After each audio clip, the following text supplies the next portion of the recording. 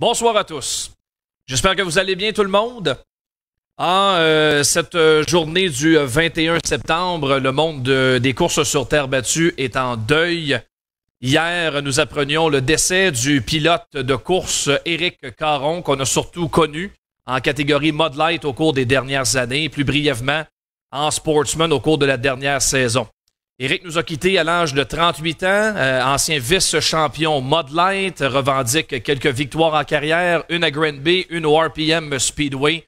C'est un fier compétiteur qui ne s'en laissait pas imposer sur le circuit. Gros bonhomme, quelqu'un qui avait une bonne poignée de main, un très très beau souvenir d'Éric Caron. Alors au nom des gars de course, au nom de toute l'équipe ici, chez Driver Performance, Lucier Chevrolet, on aimerait exprimer nos plus profondes sympathies, nos condoléances à la famille d'Éric Caron. Tu vas nous manquer, Éric.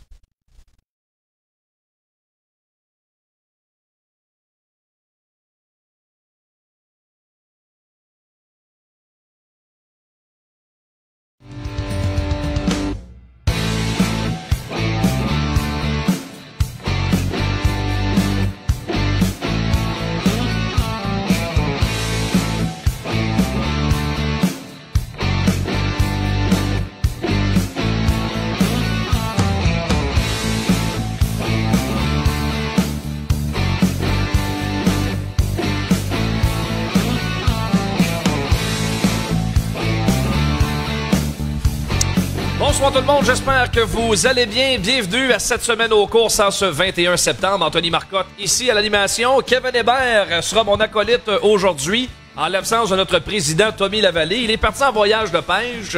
On ne l'empêchera pas. Il a besoin de nous amener de la truite la semaine prochaine. Il en ramènera pas, tu le sais. Tu t'en ramèneras pas. C'est bon de la truite, c'est très très bon. C'est très bon. La bonne truite fraîche. Pas sûr que c'est un bon pêcheur. Ouais, pas sûr. Pas sûr.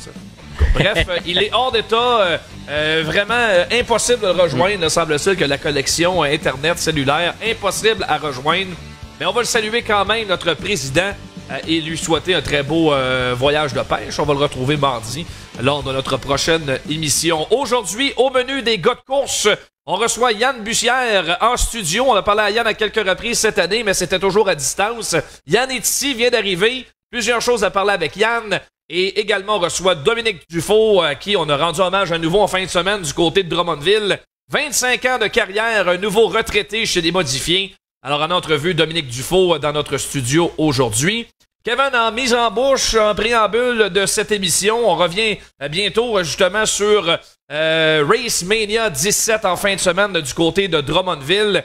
Très belle météo. Il y avait 164 voitures inscrites pour Race Mania. Ça veut pas dire que le sport est pas en santé. Non, effectivement, on a eu des belles courses. Justement, il y avait du monde en dehors du pit. Les Pro-Socs, malheureusement, c'est les Pro-Socs qui se sont ramassés en dehors du pit, mais il y avait plus de place où placer les voitures. Vraiment, les classes sont en santé, des B-main, 2 B-main même du côté de certaines classes. Fait que non, vraiment, on peut pas dire que notre sport s'en va en descendant. Vraiment pas. En plus, avec les annonces, maintenant au Grand Prix de Trois-Rivières cette année, des classes ultra en santé, des pilotes à n'en plus finir, une académie qui ne cesse de développer de nouveaux pilotes. Je pense que vraiment, il n'y a rien qui amène du mauvais en ce moment aux courses sur terre battue. Absolument. On aura l'occasion de revenir avec ça avec Martin Savoie, qui, lui, était derrière la caméra lors du programme de samedi. Il a vraiment scruté ça de près. Puis on pourra commenter le programme de samedi. Évidemment, tu en as vu une partie, mais tu étais surtout derrière le volant en STR. Donc, on te demandera pas de commenter, évidemment, toute l'action qui s'est passée samedi du côté de Drummondville. Et là, pourquoi on a invité Yann aussi, c'est qu'il a non seulement gagné l'épreuve de 70 tours, mais en fin de semaine, ce sera le dernier programme de course sur terre battue présenté au Québec. C'est tout frais, là, ça vient de sortir ce matin. On revoit un petit peu la formule qui était initialement prévue du Québec Dirt Weekend. Il annonce pas tellement beau. Il y a le passeport sanitaire qui est entré en vigueur, ça change la donne un peu. Et clairement, le programme d'en fin de semaine était un gros risque financier. Donc, on revoit la formule et tout sera condensé samedi pour la classique automnale. Ouais, on va leur remettre le Québec Ball. Dans le fond, l'annonce, c'est qu'on va le remettre en 2022. C'est sûr qu'on veut pas perdre cet événement-là parce que c'est un événement de grosse envergure. Ouais. Par contre, on remet la classique automnale. Beaucoup de classes encore. Ça va ressembler à l'événement de la semaine passée, dans le fond, parce que toutes les classes sont au programme. Donc, on va commencer plus tôt. Yann a annoncé là, que l'horaire a été modifié un peu. Les pre-hauts à 1 heure. Wow! très tôt. Fait qu'on va commencer environ vers 3h30, 4h là, à réchauffer les pneus sur la piste. Donc on ouvre la piste vers 4h environ. Fait que ça va courser un petit peu de jour au début. Risque d'avoir peut-être une piste un peu plus sèche, comme que moi je les aime. Donc ça devrait courser à 2 belles lignes. Mais non, vraiment, on va avoir toute une soirée de course samedi du côté de l'autodrome Drummond. Puis en plus, une belle annonce, des nouvelles lumières à Drummond. Exact. Et ça va être super intéressant d'en parler avec Yann. Des lumières au LED partout autour du circuit. Donc, on va goûter au nouvel éclairage. Beaucoup de travail qui va être fait cette semaine. C'est déjà commencé. On a la moitié du travail de fait présentement à Drummond. Et Yann viendra nous parler justement de son nouvel éclairage à l'autodrome Drummond très bientôt. Pour ce qui est de la programmation de la classique automnale, on révise à la baisse le nombre de tours chez les modifiés de 170. Ça passe à une finale de 100 tours sur le vert. Il y aura une finale de 50 tours également en Sportsman. Double finale chez les Lightning Sprint. Toutes les autres classes au programme, Pro Stock sont là, Mud Light, bref, nommez-les. Et ils sont tous là. Donc, il y aura beaucoup d'actions et on peut s'attendre encore une fois à un peloton de pilotes là, qui va dépasser les 150 dans les puits de ravitaillement à Drummondville. Donc, ce sera l'occasion, le 25 septembre, ce samedi, de tirer un trait sur cette saison de course au Québec. Il y aura fin de semaine de congé le week-end prochain, mais puis par la suite, direction Cornwall là, pour le dernier week-end de compétition. Évidemment, toute l'équipe des gars de course, on sera sur place avec des partenaires qui nous encouragent dans l'aventure. Donc, ça va être vraiment agréable de se déplacer, aller encourager la famille Lavergne les 8, 9 et 10 octobre pour le dernier programme de course. Vraiment, tout dernier un gros week-end. Ça va être vraiment le fun. Ouais. Dis-moi, Kevin, grosse nouvelle dans le monde des courses du côté américain dans le nord-est. C'est nos amis de Dirt Track Digest qui ont sorti la nouvelle hier. Monsieur John White, le propriétaire de l'équipe Gibson Express qui fait courir son fils Larry, Pat Ward et Billy Decker, on décide de vraiment là, couper dans le gras, c'est le cas de le dire. Les voitures de Decker et la voiture de Ward, c'est terminé l'an prochain. Ils ont perdu leur voiture, ont perdu leur volant. Un énorme bombe dans la Super Dirt Car Series. Vraiment, je pense que c'est plus que ça. Dans le fond, John White, là, c'est un commanditaire pour plusieurs équipes. C'est un aide énorme au niveau de plusieurs pilotes. Cette année, a fourni des moteurs, a fourni de l'aide partout dans les puits. Donc, c'est un énorme bombe. Mais le monsieur, rendu à 76 ans, a dit « Mes belles années aux courses sont terminées. Mon équipe ne performe plus comme que j'aimerais la voir aller. » Donc, malheureusement, manque d'ingénieurs dans l'équipe, manque de performance. On n'est plus à la hauteur d'un Stewart Friesen. On a décidé de couper 2 voitures. Ouais. Et on va dire 2,5 parce que Larry White, ça ne coursera plus autant. Ça ne sera plus dans la Super Dirt Car Series. On ne la suit plus. On va courser sur nos pistes locales. Donc vraiment, on va être du côté de Fulton puis de Brewerton. C'est quand même spécial. Vraiment. Donc une équipe à gros budget qui décide, ben là, ça coûte trop cher puis on n'est pas compétitif. C'est assez étonnant. Monsieur White qui amène l'âge chez Dirt Car. Et ça, évidemment, c'est une très grosse perte parce que à plusieurs occasions, là, on amenait 3 voitures dans la série.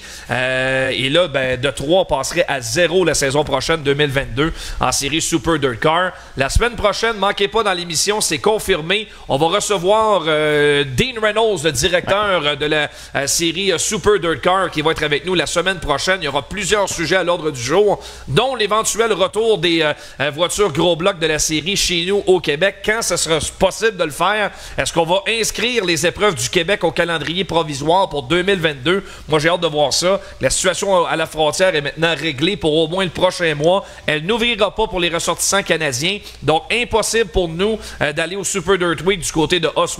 De là, l'importance, évidemment, de présenter un événement du côté de Cornwall. Je pense que Raymond Lavergne a très bien joué ses cartes là-dessus. Les amateurs de course ici au Québec et en Ontario vont aller du côté de Cornwall. Lui aussi doit s'attendre à beaucoup de pilotes, exactement comme à Drummond. C'est sûr que les puits vont être bondés de pilotes. Puis les estrades aussi, les billets sont déjà en vente. Donc, c'est sûr que ça va être plein à craquer du côté de Cornwall Motor Speedway. Alors, une grosse perte pour la série Dirt Car. Évidemment, on va suivre ça de près.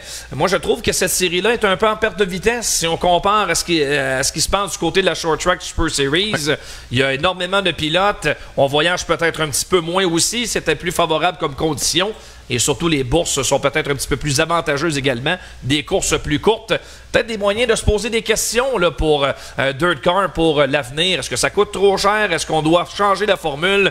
Moi, je pense qu'on est peut-être rendu à la croisée des chemins, ou du moins commencer à s'imaginer sur comment on pourrait changer des choses dans la série. Donc, manquez pas ça, la semaine prochaine, Dean Reynolds qui sera en notre compagnie. Kevin, on se revoit un petit peu plus tard pour les choix de Mini aujourd'hui, parce que le président n'est pas là, mais on va garder quand même le segment présenté par Garage P. Hautelaire en fin d'émission. Sans plus tarder, allons rejoindre Martin Savoie. On va parler de l'épreuve d'en fin de semaine à Drummond. Ce segment d'émission est propulsé par VP Racing Fuel, distribué au Québec par DL Performance de Chambly. OK, bon. Autodrome Drummond en fin de semaine, c'était Race Mania 17. Il était à la caméra et on s'en va le rejoindre à distance parce qu'il est au Saguenay. Déjà qu'il fait énormément de kilomètres pour s'occuper des gars de course à distance. Martin Savoie, comment vas-tu, cher ami? Ça va très bien, Anthony. Ça va très bien. Moi, mes échos m'ont dit que tu as trouvé la soirée quand même très longue samedi à la caméra. C'est quand même un métier qu'on prend peut-être pour acquis. Mais ça demande quand même pas mal de jambes puis de l'attention, surtout toute la soirée. Ben, ce qui est difficile, c'est qu'on est debout toute la soirée, à presque pas bouger, gauche-droite, gauche-droite. Je m'étais mis comme défi d'aller filmer les entrevues directement en bas. Mais je me suis aperçu assez vite que j'y arriverais pas, là, surtout avec la foule qu'il y avait, là, des fois les escaliers qui bloquaient. Fait que j'ai dit, gars, je vais rester en haut. Mais je vais vous avouer franchement que quand la dernière course, quand le drapeau quadrillé a tombé, j'étais content que ça finisse, même si j'adore les courses, puis j'en mange. Je vais vous dire franchement là, que la dernière course là, était dure sur mes jambes. Allons dans le vif du sujet, Martin, parce que beaucoup d'action au Race Mania. J'en parlais avec Steve Salva. Ça a commencé de bonne heure, 16h30. Et malgré tout, on a rentré ça dans le couvre-feu de 23h. Il y avait 164 voitures dans les puits à Drummondville en fin de semaine. C'est un record de tous les temps. Bref, toutes les classes ou presque étaient là pour compétitionner. Ça a été une belle soirée. Il y a eu un bon déroulement, quelques drapeaux rouges. Mais malgré tout, ça a été un déroulement quand même tout à fait approprié dans les circonstances. On a rentré ça dans le couvre-feu. Maintenant, le même objectif va se présenter à Yann Bussière, toute l'équipe en fin de semaine pour la classique automnale samedi. Bref, c'est le même programme, mais on majore des tours dans certaines classes, puis on ajoute une épreuve finale en Lightning Sprint. On commence ça une heure plus tôt, en espérant qu'on puisse rentrer ça d'ici 23 heures. C'est toute une commande. Oui, c'est vraiment une grosse commande. Si on compare au week-end dernier, 11 heures tapant, le drapeau quadrillé tombait pour la classe Pro Stock. On avait complété les 50 tours sur le vert.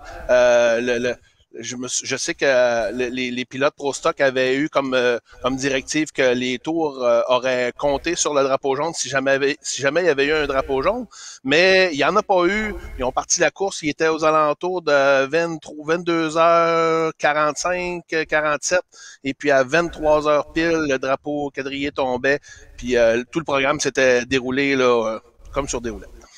Bon, en fin de semaine, lors de Race Mania 17, commençons par les modifier. On a des images à vous présenter sur cette épreuve. Une épreuve de 70 tours sur le vert qu'on présentait à Drummondville. Ça a été une excellente épreuve modifiée avec énormément de dépensements, Martin. Beaucoup de choses se sont passées dans cette finale. Et rendons crédit à Yann Bussière, qui avait une très bonne voiture en début de course, qui a commis une faute dans la course numéro 2 un petit peu plus tard. Ça l'a fait reculer jusqu'en 4e place, mais progressivement, il a été en mesure de ramener sa voiture 21 à l'avant. Une première victoire pour lui à Drummondville cette année, mais on sentait Bussière de plus en plus rapide au cours des dernières semaines. Oui, tout à fait, Anthony. Puis même Yann nous a avoué que la faute qu'il a commis là, lorsqu'il était leader en début de course, l'a fait reculer jusqu'à 4 ou 5e position. Il s'est même fait peur parce qu'à un moment donné, il nous a avoué que il pensait vraiment l'échapper, même peut-être virer le char à l'envers. Donc, Yann est revenu, il a pris son temps, mais on voyait que la voiture de Yann avait vraiment quelque chose de particulier. Il était vraiment au-dessus des autres là, pour cette course-là. Il est revenu à la charge, puis pas contre des coureurs de fond gris. Là. On parle, là, il y avait des gars comme David Hébert, comme Michael Parent. Même il y a Steve Bernard là, qui a fait un beau retour, François Bernier. Donc Yann, chapeau à Yann Bussière là, vraiment il a vraiment fait une course là hors pair. Ouais, il y a eu un événement au cours de l'épreuve. Sébastien Goujon avait une très bonne voiture. Le 44 a mené plusieurs tours. Il y a eu un contact sur une relance devant l'estrade où Goujon est venu coincer Hébert près du mur de protection. Ça a été plus laborieux par la suite pour Goujon. S'est mis reculé plus loin dans le peloton. Hébert, semble-t-il, aurait peut-être brisé quelque chose à l'avant de sa voiture sur ce contact-là et n'avait peut-être pas les moyens là, d'aller chercher la victoire avec la voiture qu'il avait à ce moment-là. Ouais, on ne sait pas nécessairement ce qui s'est passé avec Sébastien. Je pense que c'est peut-être plus une erreur de sa part là, qui a fait en sorte qu'il y a eu contact avec David Hébert parce que d'un, c'est pas son habitude, mais de deux, ça s'est fait vraiment drôlement. Fait que puis ça a fait aussi en sorte que ben oui, ça l'a. Sébastien a commencé à reculer peu de temps après. Puis je pense, comme tu dis aussi, ça a peut-être là hypothéqué un petit peu la course de David là, qui avait peut-être plus les ressources nécessaires pour aller compétitionner avec Yann Bussière en avant. Une chose est sûre, vous voyez, là, toutes les bagarres sur le circuit, ça a été particulièrement intéressant. Et justement, ça, c'en est une dont je voulais te parler. La bagarre entre Raphaël Lessard à sa première présence à Drummondville dans la voiture numéro 24 et s'est battu pendant plusieurs tours avec Steve Bernier, même qu'il était capable de le dépasser avant que Bernier revienne le dépasser plus tard en fin de course. Mais quand même, 8e place pour Raphaël Lessard, c'est son meilleur résultat modifié. Raphaël, qui partait de la 9e position, a été dans le coup tout le long de la course. À un moment donné, il a reculé jusqu'en 12e position, mais est revenu. Puis il grugeait les positions. Il est revenu. Justement, on parlait tantôt d'une bagarre qu'il y a eu avec Steve Bernier. Je pense que Steve était quand il l'a vu à côté de lui là, ça l'a un petit peu agacé. Il a fait tout en sorte pour être capable de revenir devant Lessard, mais vraiment une belle performance, surprenant Lessard. Si on remarque là sur son nouveau design de voiture là, on peut pas le voir là, mais dans la porte là, il y a un petit surnom qu'on a donné à Raphaël Lessard. Ouais, des outsiders qu'on a surnommés. C'est ça. Ouais. Alors, ça a bien coïncidé avec son meilleur résultat. Donc, bravo à Raphaël. Très, très bonne performance. Puis un autre qui va très bien par les temps qui courent, c'est Michael Parent, qui va chercher un autre podium. A gagné la semaine dernière du côté de Saint-Guillaume. 2e dans le programme de samedi à Drummondville. Avait terminé également 3e au RPM samedi passé. Donc, ça va très, très bien pour Michael Parent. Clairement, lui, le changement du Théo au Bicknell fonctionne très, très bien. Il est en train de tomber en amour pas mal avec le nouveau type de voiture. Ouais, je pense bien que Michael a fait le bon choix. Puis plus ça va, plus il semble à l'aise avec cette voiture-là. Puis je pense que on peut voir, on ne peut qu'appréhender des meilleures positions encore pour lui. Il est à pas grand-chose d'aller chercher une grosse victoire là, dans une grosse course. Ouais, il va être à surveiller, c'est certain, en fin de semaine, du côté de Drummondville. Allons voir maintenant ce qui s'est passé chez les Sportsmen, mon cher Martin, où on présentait une épreuve de 32 tours. Le simple fait de se qualifier était déjà un exploit en soi. On avait plus de 40 voitures dans les puits chez les Sportsmen en fin de semaine pour 32 tours. Encore une fois, là, un excellent taux de participation du côté des Sportsmen. Et c'est vraiment le pilote de l'heure dans la catégorie qui est venu l'emporter. William Racine, 11e victoire de la saison. Toutes pistes confondues pour lui. Il est tout jeune encore et on peut fortement présumer là, que la saison prochaine, ce sera une saison absolument dominante pour le pilote de la voiture Robert Bernard. William qui, à chaque sortie... est capable du meilleur. Malheureusement, c'est sorti. Il y a eu quelques sorties durant la saison où ça a été vraiment le pire. On a endommagé fortement de voiture. On est obligé de changer de voiture au cours de la saison. Donc, c'est un peu ça peut-être qui a hypothéqué là, ses chances de championnat. Mais William peu importe sa position de départ. Dans le cas présent, William était parti de la 7e position pour remonter le peloton et aller chercher la victoire devant Maxime Blain et Jean-François Tessier, qui, soit dit en passant, moi, a été la surprise pour moi de cette course-là. Jean-François qui était parti 16e, surmonté tranquillement le peloton, fait son petit bout de chemin pour aller pour finalement terminer sur le podium. Absolument. Très étonnant, cette performance de Jean-François Tessier. Maxime Blais également avec un très beau podium. C'en est un qui n'a pas trop fait de bruit cette année, mais qui a été très régulier dans ses performances du côté de Drummondville. Mais dans le cas de Jean-François Tessier, dans la voiture 92, l'ancien bolide que pilotait André Mani, il était très à l'aise vers l'extérieur. On parlait tantôt du châssis Bicknell, mais c'en est un autre là, qui apprivoise un type de voiture qu'il ne connaît presque pas. Toujours roulé en Théo avant, mais là, avec le Bicknell, ça va très, très bien pour Tessier. Oui, c'est vraiment là, la domination outrageuse des châssis Bicknell. Puis plus ça va, puis plus les châssis Théo, Troyer sont laissés de côté. Des Troyer, faut se le dire, là, il en reste presque plus. Il y a presque plus personne qui roule avec ça.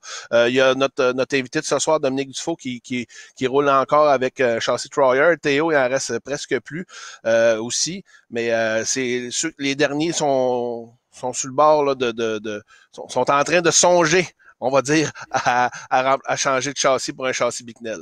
Ouais, disons que le bris court dans les puits. Là. Il m'a dit de quoi l'année prochaine, pour moi, Martin... dans les deux classes principales, il va y avoir presque un monopole complet. Là, ça sera du jamais vu. Il y a toujours eu au moins 3 châssis distincts où on avait là, vraiment plusieurs porte-étendards, mais là, vraiment, on se dirige vers une domination complète au Québec. Puis même ailleurs, là, pas juste au Québec que le phénomène est en vigueur. Là, c'est la même chose aux États-Unis et même chose en Ontario. Bicknell qui est en train de prendre beaucoup de place dans le marché. Le programme d'en fin de semaine s'est terminé avec une finale chez les Pro Stock, Martin. Et rendons crédit aux pilotes parce que là, ça fait quelques semaines de suite qu'on a un excellent rythme en Pro Stock. De belles luttes en piste, très peu de neutralisation. Si bien qu'au terme de la finale de 50 tours en fin de semaine, aucun drapeau jaune. Et Bruno Richard est allé chercher une très, très belle victoire. Oui, j'en ai parlé tantôt dans le préambule. Les pilotes avaient eu comme information que, compte tenu de l'heure tardive, s'il y avait eu un drapeau jaune, les tours auraient compté. Mais les gars ont fait vraiment une belle course. On avait un bon peloton. On avait quand même 15 voitures, 50 tours sur le vert, sans drapeau jaune. On a eu des luttes quand même assez féroces. On a eu Bruno Cyr qui s'était sauvé en début de course. Et rendu au 28e tour, a été rattrapé justement par Bruno Richard et qui est venu prendre la tête. Et Bruno s'est vraiment sauvé de son côté avec la victoire. Bruno a reculé pour finalement terminer en 8e place. Donc ces courses de longue haleine là sont quand même difficiles. 50 tours, c'est quand même long. Puis ça veut pas dire que en se sauvant comme ça qu'un pilote peut facilement gagner. On a eu la preuve en fin de semaine. Gabriel Caouette qui a mené quelques tours. C'en est un qui est à la recherche d'une première victoire. Elle approche de plus en plus pour le pilote de la voiture 22. Et c'est Jocelyn Roy qui est venu compléter le podium. Lui aussi, toujours pas gagné cette année, mais les résultats sont très réguliers pour le pilote de la voiture 48. Chez les Lightning Sprint, maintenant, Martin, une relance tardive a ouvert la porte à Tommy Moreau dans la voiture numéro 22. Il est allé chercher une victoire émotive. Il était très, très content, le jeune homme, lorsqu'il a sorti de sa voiture. Oui, Tommy était vraiment content de cette victoire-là. On pense que Eric Sandbord a eu un petit problème sur une relance. C'est ça qui a ouvert la porte à Tommy Moreau, qui a pris la tête pour finalement se sauver avec la victoire. Mais s'il avait fallu avoir un jaune, je pense que Tommy aurait eu du fil à retordre pour gagner cette course-là, mais chapeau à Tommy. Il a vraiment mérité cette victoire-là. Il a travaillé fort cette saison pour en arriver là. Donc, vraiment un coup de chapeau pour la performance de Tommy Moreau. Un championnat extrêmement serré chez les Lightning Sprint. On va brasser les cartes un peu parce que celui qui menait les points, Stéphane Saint-Laurent, a explosé son moteur, lui, dans la course de samedi. Donc, ça va relancer le championnat. 2 épreuves ce samedi du côté de Drummondville. On reprend une épreuve qui était originalement prévue le 19 juillet. Donc, voilà pourquoi on présente un programme double en Lightning Sprint du côté de Drummond samedi. Maintenant, Mud Light, la domination de Kevin Boucher-Carrier se poursuit, mon cher Martin. Toujours invaincu cette saison à Drummond. Que dire de plus? Kevin Boucher-Carrier, qui, à toutes ses sorties à Drummondville, a remporté la victoire. Même, il y a un programme à l'Autodrome Grimby la semaine dernière où il y a eu plus de compétition. Mais Kevin a su vraiment nous montrer sa domination qu'il a surtout à Drummondville depuis le début de la saison. Rien à rajouter de plus que on a sa domination qui est vraiment outrageuse. Oui, très, très dominant. Éric Desilets, Steve Comeau complètent le podium. Chez les STR, on assiste à une très belle course ce Martin. Carl Labonté qui va réussir à briser la hiérarchie signée Yann Bussière depuis déjà plusieurs semaines. Labonté qui l'emporte dans la voiture numéro 42. On parlait de domination de Kevin Boucher-Carrier en mode light, mais on avait Yann Bussière qui dominait de son côté en midget STR. Mais Carl Labonté est arrivé avec une voiture qui était réellement bien préparée et puis a su prendre la tête pour finalement rafler le fil d'arrivée en première position devant Maxime Plante et Yann Bussière en troisième position. Ouais, et d'anciens ténors modifiés qui là volent la vedette du côté des STR. Vous voyez ça, de belles photos de famille. Carl Labonté qui l'emporte dans sa voiture. Et on termine chez les Slingshots, un petit mot sur Jacob Nadeau en junior et Johan No chez les seniors qui l'ont emporté sur le mini-drone. Oui, Jacob Nadeau qui a réussi à aller chercher la victoire. Jacob qui, au cours de la course, a eu un petit accrochage, s'est ramassé à l'arrière du peloton et finalement est revenu de l'arrière pour remporter la victoire aux dépens de Logan Carrier et de William Pelletier. William Pelletier, un premier podium pour lui, le fils de Smiley. Et papa était tout sourire dans le cercle des vainqueurs, lui aussi. Tout à fait. Et en senior, c'est Johan No qui est venu rafler la victoire devant Daphné Hébert et Claudie Lisotte.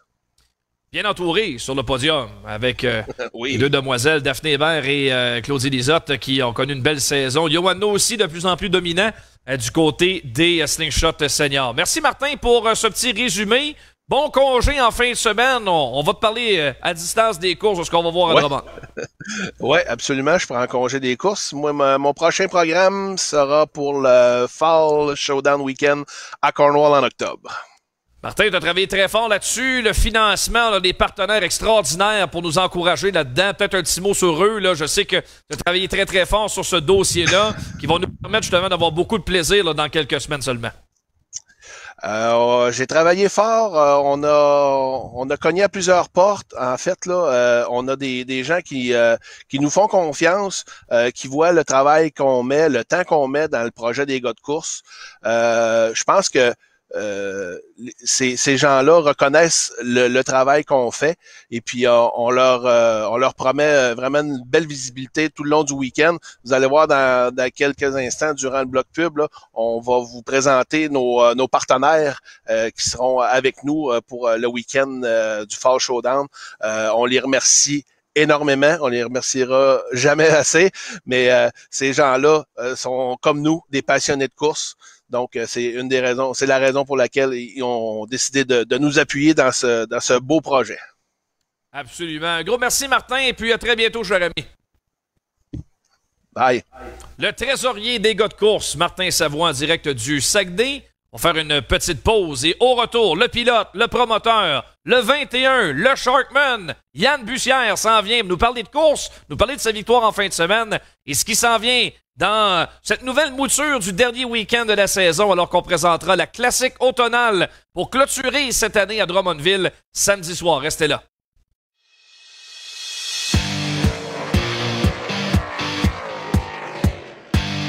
Les gars de course au Fall Showdown, les 8, 9 et 10 octobre prochains. Suivez-nous sur Facebook et sur notre site Internet pour une couverture complète de la programmation au Cornwall Motor Speedway.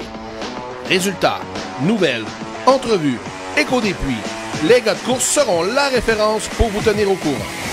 Les gars de course au Fall Showdown, Une présentation de Remorquage du Plateau, Remec, le Groupe Ultra et du Cornwall Motor Speedway. Partir une entreprise, c'est négocier avec l'inconnu. T'accumules les années de travail et t'en viens à apprivoiser le métier. Et un jour, tous tes efforts sont récompensés. Robert Bernard, c'est 70 ans à votre service pour que vous preniez la route en sécurité, en tout temps. C'est 17 succursales, 400 employés qui s'occupent de vous partout en province. Robert Bernard, une entreprise locale, maintenant leader au Québec. Les gars de course tiennent à remercier leurs précieux partenaires. Groupe Génique, Garage P. Auclair, Remorquage du Plateau, DL Performance Distributeur VP Racing Fuel. Ce segment est propulsé par le Grand Prix Ski-Doo de Valcourt, présenté les 11, 12 et 13 février 2022.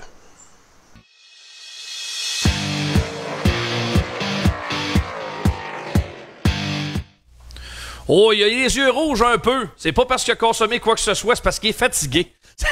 Une grosse semaine. Yann Bussière, bienvenue dans notre studio. Écoute, ça fait plaisir. Première fois que je viens ici. Vous êtes super bien organisé. Félicitations. Ouais, bon, on a travaillé fort. Puis là, tranquillement, pas vite, on a un rodage qui est fait. Il n'y a pas de cachette. Plus que ça avance, mais plus qu'on a des trucs. Puis je pense que c'est ça la coche. Honnêtement, je pense que ça a bien du bon sens. Toi, t'aimes ça. Je le sais que t'es un entertainer de nature. De voir ça, là, un studio de TV qui a bien du bon sens, d'un garage de course. Je trouve que c'est parfait comme timing. C'est un beau concept. Ouais. Puis quand je suis arrivé, j'ai vraiment fait le saut. Je dis, wow, OK, c'est le fun. Là. On voit un petit peu quand on l'écoute, mais c'est jamais comme quand on est ici live. Fait que, chapeau, Dominique, une belle place. Puis vous avez bien arrangé ça. Puis ça fait vraiment racing. Puis c'est ça qu'on aime. Ouais, on est là pour parler de course, faire la promotion de nos pistes. Et là, Yann, tu auras l'honneur, je sais pas si c'est l'honneur, mais tout le monde, tu seras le dernier à présenter un événement de course en fin de semaine. Beaucoup de choses à aborder avec toi. Avant d'entrer dans le vif du sujet sur ton excellente performance en fin de semaine en modifié, je veux te parler de la décision qui est tombée aujourd'hui de changer un petit peu la mouture de ton programme dans fin de semaine. Le Québec Dirt Weekend que tu as décidé finalement de repousser en 2022, de remettre les choses en perspective l'an prochain, de revoir la formule pour plein de raisons. Peux-tu nous les expliquer? Ah, bien sûr. C'est sûr que depuis le début du mois de septembre, avec les nouvelles lois gouvernementales, pour ce qui est du passeport vaccinal, on se demandait si c'était pour nous toucher, mais on s'était perçu vite que dès le 4 septembre, la première course qu'on a eue, la soirée des champions, ça a fait mal tout de suite. On a vu l'estrade diminuer, puis moi, je réponds au téléphone, la ligne est transférée sur mon cellulaire d'Autodrome, puis le monde, il me demandait pas, hey, comment il va y avoir de taux, Yann, à modifier telle course, à quelle heure ça rouvre. C'était, est-ce que ça prend les deux vaccins avec le passeport vaccinal pour entrer à l'Autodrome de Drummond? Fait que là, je le voyais, là, que j'avais une partie de ma clientèle qui n'était pas pour être sur les lieux, puis ça s'est avéré vraiment visuellement, on l'a remarqué tout le monde. Puis encore, le 18, c'était quand même un gros show, Racemania, puis on voyait que l'estrade n'était pas comme d'habitude, puis ça fait 2 programmes. Ça me faisait peur un peu. On sait que le Québec Dirt Weekend, c'est sur 2 jours, puis c'est de la grosse argent. On parle de 60 000 $ en bourse. Si on aurait eu une situation normale, j'aurais vraiment foncé parce que tout le monde me connaît. Là, j'ai pas peur d'aller faire du risque. Puis là, je pouvais pas le faire, ce risque-là, parce que il nous manquait du monde dans l'estrade. Puis en plus, la météo, comme vous avez vu tout le monde, c'est pas facile en fin de la semaine. Oui, ça peut changer, mais si ça change pas, on va un peu gâcher tout le week-end du Québec, le Québec Dirt Weekend, parce que nous, le dimanche, ça aussi, c'est un autre problème. Puis les employés à l'Autodrome, c'est compliqué cette saison. Puis là, le dimanche, moi, j'avais beaucoup de monde qui ne pouvait pas être là, donc on aurait beaucoup de misère à se débrouiller là-dedans. Je perdais beaucoup de pilotes aussi qui ne pouvaient pas être là dimanche. Fait que j'ai tenté le terrain avant de vraiment prendre cette décision-là aujourd'hui. Puis je pense que la classique automnale, ça fait une couple d'années que je le faisais. La dernière fois, c'était en 2019, avant la pandémie. Puis ça a été un bon succès. On avait eu 2500 personnes ou 2800 en septembre tard, qui était le 24 ou 25. Puis j'ai pensé à ça cette nuit, puis je me suis dit, écoute, oui, on s'en va dans ce sens-là. On va faire quand même un gros show de modifié, un beau show de sportsman. Toutes les classes qui sont là, qui nous ont aidés toute la saison, ils vont être là. Puis avec une méchante bonne bourse, parce qu'il n'a pas eu comme ça, la bourse est plus grosse que celle des gros blocs du championnat canadien cette saison. C'est 23 000 $ en modifié, 5 500 au premier, 2 000 $ en sportsman, c'est pas rien pour la première place. Fait que tu sais, je pense qu'on va faire tirer aussi un baril de VP en sportsman. puis en modifier pour tous les participants qui vont être présents. Fait que, tu sais, c'est une belle marque pour montrer qu'on apprécie les pilotes. Il y en a beaucoup qui viennent à l'Autodrome Drummond. On a tout le temps des rencontres vraiment incroyables. Puis c'est pour les remercier. Tu sais, on va faire tirer un baril de gaz dans les 2 classes. Puis on remercie VP pour ça, Québec. Fait que pour le moment, je pense que je suis bien confiant parce que là, le téléphone sonne beaucoup depuis que j'ai annoncé ça. Il n'y a pas beaucoup de gens déçus. Je pense que les gens comprennent la situation. Puis c'est ça qui me faisait peur. C'était ma crainte. Puis même du côté des pilotes aussi, ils ont très bien compris la situation. Puis c'est quand même une très belle formule de course qu'on va vivre samedi. Puis, écoute, j'ai hâte de voir. Je suis bien anxieux de samedi. Le Québec Dirt Weekend, c'est un événement, Yann, que tu as inscrit très tôt dans ton horaire. Bien avant le début de la saison. Tu as beaucoup fait de promotion autour de ça. Ouais. J'aime la formule de cet événement-là en temps normal. Mais je comprends que là, pandémie oblige, crise des pneus. Et là, frais d'inscription pour les pilotes en modifié notamment, ça occasionnait plusieurs questionnements chez les pilotes. Mais c'est pas parce que la formule est pas bonne. Parce que je sais que tu as pigé à gauche et à droite sur des formules qui se font aux États-Unis, entre autres le Fonda 200 qui a eu lieu en fin de semaine passée et qui a été un franc succès. Sauf que là, la réalité chez nous est très, très différente. Ça veut pas dire que l'idée est pas bonne à ramener l'année prochaine. Ah non, moi, c'est sûr que j'ai pas mis ça dans la poubelle du tout. Si on revient avec une situation normale, c'est sûr que je vais le refaire parce que oui, peut-être quelques pilotes qui grinchaient des dents, mais tu sais, c'est vraiment pour... Moi, je suis habitué d'aller courser aux États-Unis. Je vais souvent à Middletown en fin de saison, puis les inscriptions, c'est 125-150 US, puis les bourses sont bonnes, mais là, on n'était pas gêné de charger une inscription de 100$ canadiens aux pilotes parce que, tu sais, on avait une bourse de 36 000 $. Fait que, tu sais, peu importe ce que tu vas, que ce soit à Oswego, tu vas au gros show, Fonda, n'importe où, Charlotte, partout, tu vas payer pour courser. Fait que, tu sais, je pense qu'on avait une belle formule, une belle des bourses. Puis, tu sais, on se le cachera pas, s'il y a 40 pilotes à 100$, ça fait juste 4 000, la première position est de 12 000, la bourse est de 36 000. C'est juste pour aider un petit peu à supporter tout ça. Parce ça que diminue le risque à la porte aussi. Là. Un peu, puis les commanditaires sont durs à aller chercher pour payer nous aider à financer ces bourses-là. Pour ne pas dire, il n'y en a pas. Tout simplement pas, surtout en pandémie cette année, c'est juste des commanditaires plus d'échanges qu'on a eu. C'était dur, puis il y en a qui nous ont supporté, nos vrais qui sont là depuis le début, mais c'est pas facile les commandites là, en 2021, puis ça ne sera pas non plus en 2022 pour que tout le monde se sorte de cette pandémie-là. Fait que tu sais, la formule, moi je trouve ça super de 2 jours, ça l'emmène un challenge, puis les gars, tu sais, ils ont hâte de vivre la première soirée parce qu'ils vont savoir s'ils sont qualifiés ou pas. Puis le lendemain, ben là, les Conti, ben écoute, ça fait des courses vraiment de la mort parce qu'ils veulent tout embarquer dans le final, les gars. Puis c'est ça qui est la beauté des shows comme ça, là, des gros spectacles comme ça. Toujours un risque pareil avec la météo, parce que si, mettons, en temps normal, tu fais ton spectacle, il pleut le vendredi, on fait quoi? C'est ça. Là. À ce moment-là, nous autres, au début, on pensait le faire le dimanche, mais toutes les histoires, justement, employés, pandémie, passeport vaccinal, ça fait que ça prend tous les éléments parfaits pour faire un week-end comme ça avec une date depuis le dimanche. Parce que quand ça part le vendredi, puis t'as du monde, puis le samedi, il pleut, mais le monde du vendredi, là, les courses sont faites, les qualifs, là, ils ont hâte de venir voir le dimanche, la finale. Là, ils sont déjà là, puis les roulottes, moi, c'est plein de monde, là, c'est surtout ça là, qui voulaient amener camper puis passer la fin de semaine là pour venir voir les courses. Il y a beaucoup de monde. Fait que, tu sais, eux autres, ils vont rester là quand même, c'est le dimanche. Mais là, avec tout le problème de toute cette histoire-là, c'était plus complexe. Fait que je pense qu'on va le faire plus dans une situation qui va être plus normale. Je pense qu'on devrait connaître un beau succès avec un événement comme ça. En tout cas, moi, j'y crois. Puis, j'aurais aimé qu'on le vive, vraiment. C'est peut-être... meilleure chance la prochaine fois. Une chose est certaine, la nouveauté en fin de semaine pareil, de l'éclairage, Yann. Tu as présenté ça sur ton compte Facebook aujourd'hui. Ça fait déjà un certain temps que tu travailles ce projet. Des lumières au LED partout sur le circuit. Il y aura un éclairage jamais vu à l'Autodrome Drummond. Non, écoute, moi j'ai justement, avant d'arriver ici en studio, j'étais à l'Autodrome parce qu'ils ont commencé il y a 2 jours. Puis aujourd'hui, ça a travaillé fort. On avait toute la courbe 3 et 4 de fini, plus tout le backstretch. Je voulais voir ça absolument avant de venir. J'ai allumé une lumière partout, puis c'est incroyable. Il nous reste la finition à fignoler pour placer les lumières comme il faut, pour que ça fusionne bien sur la piste.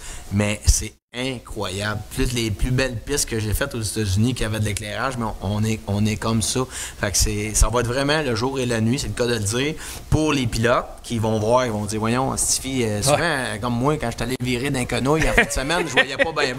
Mais tu sais, là, on voit bien, puis les spectateurs vont voir comme un autre show, parce que vraiment, là, veut pas, c'est sombre. Là, on va tomber vraiment blanc. Fait que ça va être quelque chose, puis j'ai bien hâte de voir la réaction des gens et des pilotes. Les oui-dire ici, là, les gens disaient « Ouais, moi j'ai surtout hâte de voir la poussière. » Quand ça va monter dans les airs, le pilote de course, est-ce qu'on a des risques d'être ébloui par ça? Parce que c'est tellement fort comme éclairage. Ben, par rapport à ailleurs, comme je te dis que j'ai coursé aux États-Unis, puis qu'il y avait de l'éclairage, vraiment des gros éclairages comme Whitsport, comme Charlotte, Floride sont rendus qui ont de très bon éclairage aussi. On vit pas ça vraiment, assis dans la voiture. Moi, je pense que l'éblouissement... moi, j'ai tourné aussi avec mon camion, justement, pour voir comment c'était. C'est sûr qu'il y a des petites lumières à placer là, d'ici à notre événement là, de samedi. Mais non, je pense pas que ça va éblouir personne. Là, à moins que la personne regarde les lumières dans les yeux qui est dans le pit. Là, c'est directement dans le faisceau. Peut-être pas la bonne affaire. Mais écoute, on était en 2021. On avait besoin d'avoir un refresh de lumière. C'est des vieilles lumières de 25 ans. Et ça consomme. C'est tellement... c'est pas énergivore, là, pas du tout. Là. Non. Puis là, on a vraiment le top qualité dans le LED. Fait que on ne pouvait pas demander mieux. Merci à Technoled, Pierre Boza, dans le fond, qui nous a amené le projet avec Hydro-Québec, une subvention gouvernementale. Ça nous a pas coûté bien cher. Puis c'est ça qui est agréable là-dedans, c'est qu'on n'avait pas les moyens de faire ça, un switch de même. On l'aurait jamais eu, on l'aurait jamais fait. Mais avec l'aide du plan du gouvernement, puis Pierre qui sait comment ça marche, on a été capable de le faire. Puis écoute, j'ai hâte vraiment à samedi de voir ça. Je sais que tu as travaillé ça depuis longtemps. Quelle a été la raison pourquoi on fait ça aussi tard dans l'année? C'était une disponibilité trop compliquée? C'est dur. C'était l'enfer. Ça s'en venait par conteneur. Tout le monde sait que les conteneurs, les livraisons, les délais, tout etc. Est en retard, c'est ça. Mais vous avez remarqué sûrement dans le pit, on avait fait la phase 1 qui était toute du 400 OLED. Il n'y a plus de vieilles lumières dans les puits. Les puits sont vraiment bien éclairés, surtout au niveau de la ligne où on se prépare pour aller en piste, où il y a les voitures, puis l'inspection, puis tout ça. Ça a vraiment apparu. La phase 1, mais on a vraiment plus hâte à la phase 2, puis c'est ça qu'on fait présentement. Puis c'était long, mais c'est à cause du transport qui finissait plus de... C'était un paquebot qui s'en venait à Maritime. Fait que là, il les a reçus, puis on était le premier à les avoir. Fait qu'on est bien contents. Hâte de voir ça samedi soir. Yann, il faut revenir sur ta victoire en fin de semaine. Quelle victoire ça a été, ça, avec ta voiture 21 en modifié? T'as dominé toute la saison en STR, mais ça te prenait de victoire en modifié à Drummond et c'est arrivé enfin dans le programme de samedi avec cette compétition là, qui est très, très féroce. Il y a plein de pilotes qui sont capables de gagner un soir donné. T'en as fait partie samedi. Parle-moi de ta course, comment t'as vécu ça? Ah, écoute, c'est super le fun. C'est vrai que si tu dis que c'est vraiment la Ligue nationale, les gars sont forts, là, on sait jamais. Il y en a tout le temps 10-12 qui peut surprendre puis gagner une finale à modifier à Drummondville. Fait que c'est bien le fun que j'ai pu me démarquer ce soir-là. Ça faisait une couple de semaines que je savais que j'avais une bonne voiture. On finissait tout le temps top 3, mais il m'en manquait. Puis je partais souvent loin aussi. La pige, j'étais 9, 10, 11, 12. Puis là, on a pigé premier. J'ai fait une erreur de pilotage, pas assez brûlé de ma journée. Puis pour prendre le plus, je me suis rajouté une autre affaire avec l'STR cette saison. Mais c'est ça. J'ai fait une erreur de pilotage qui aurait pu vraiment être vraiment catastrophique pour moi, là, vraiment.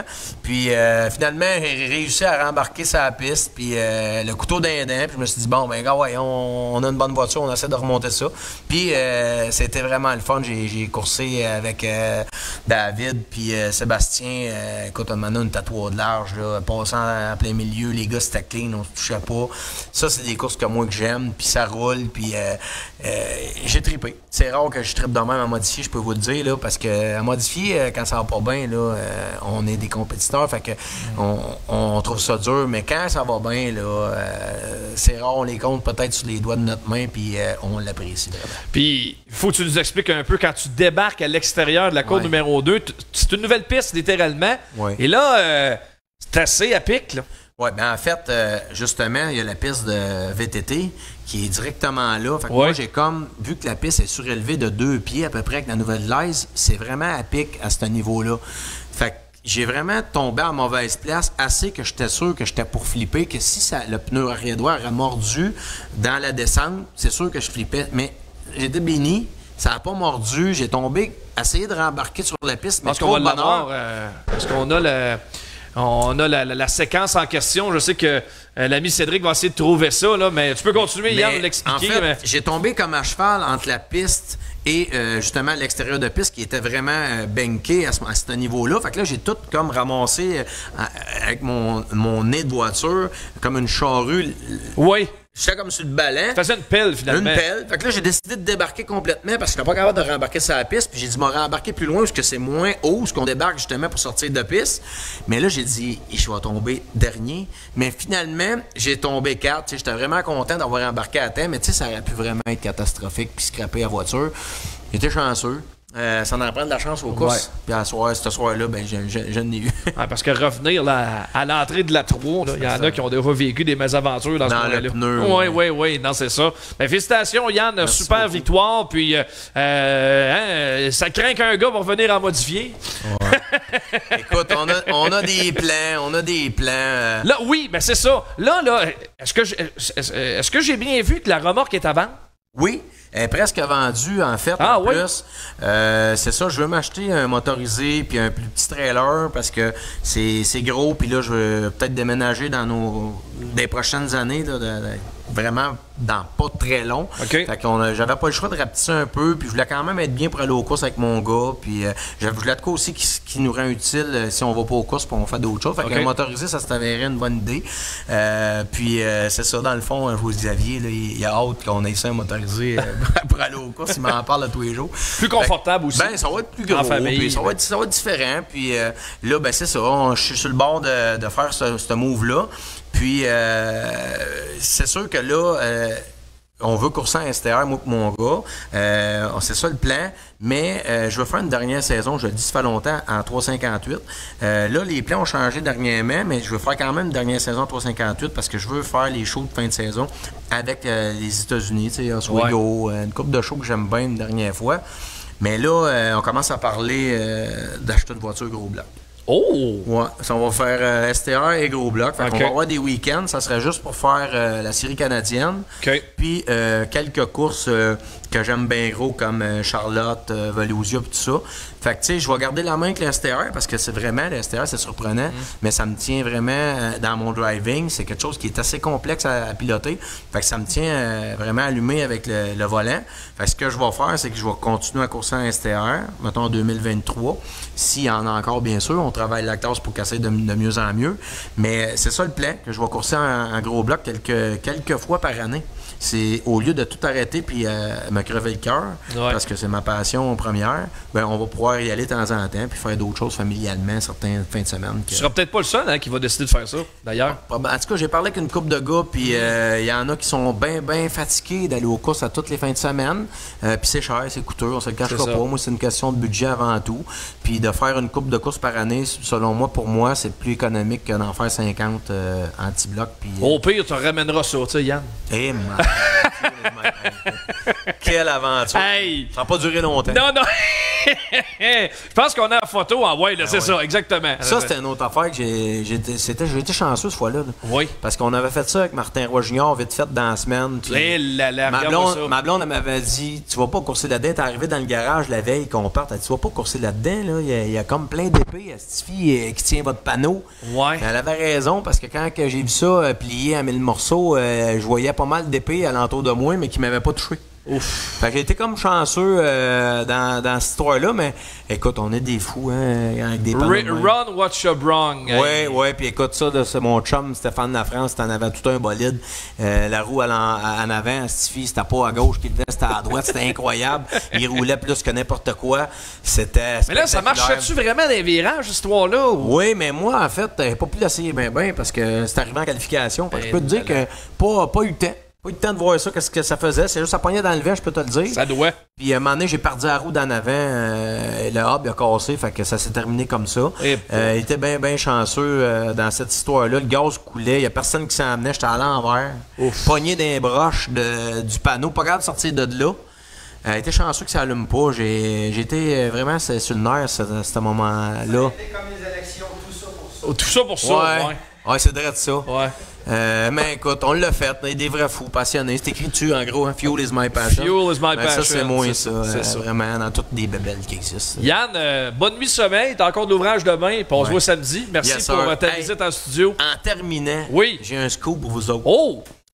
Savez-vous, en m'en venant, mon chum Jean-François Carriveau, Oui. il me dit que Pat Lapelle va s'asseoir dans sa voiture contre Raphaël Lessard, 2,5 numéro 1 de Samedi? samedi. Ah, ouais! Avec la voiture lettrée au numéro 91. Oh oui, monsieur. Rien de moins. Rien de moins. Puis deux chums et vraiment compétiteurs sur la piste OK. avec Raphaël. Puis ils vont être les deux à Drummond samedi. Ça va être cool. Il y a bien du monde qui vont venir voir ça. C'est sûr. Parce qu'ils ont beaucoup de fans, ces gars-là. Hein? oui, Il y a du monde, une petite anecdote en finissant, il y a du monde qui m'a appelé aujourd'hui qui connaissait pas les courses du tout. Puis là, j'ai comme eu, j'ai 418, puis j'étais allé au devant, j'ai dit, Des deux, madame, ouais. non, mais non, j'ai dit, vous êtes jamais venu aux courses, vous, hein? Elle a dit non, jamais. J'ai dit, vous venez voir Raphaël Lessard? Elle a dit oui. Ben, j'ai dit, c'est sûr. Là, elle me dit, on vient dans le bout de Québec, tout ça. Mais je pense que ça va faire boule de neige, tu sais, il y a du monde, puis là, il y a eu une bonne performance. En plus, Raphaël à Drummond, puis il était vite en qualif. Ah oui, David. Puis je pense que le monde, il va venir le voir, puis là, qu'ils partent la perle, la petite compétition entre les deux gars Puis d'asphalte. Pat, une certaine expérience à la terre. Oui, il a faut le rappeler. coursé une couple d'années dans une voiture Théo. C'est ça. Puis, tu sais, c'est un gars qui a un bon steering. Puis, s'il a une bonne voiture, il peut surprendre. Fait que c'est le fun de voir les gars d'asphalte qui viennent se compétitionner avec nous autres. Puis, qui amènent le fan d'asphalte sur la terre.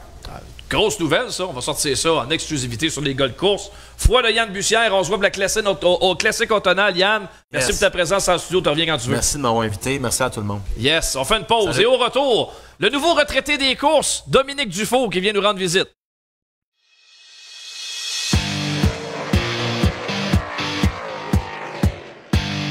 En direct de chez Lucien Chevrolet à Saint-Hyacinthe, nous avions envie de vous partager les coups de cœur de l'équipe sur la toute nouvelle Bolt 2022. Le véhicule a été totalement redessiné, autant à l'extérieur qu'à l'intérieur.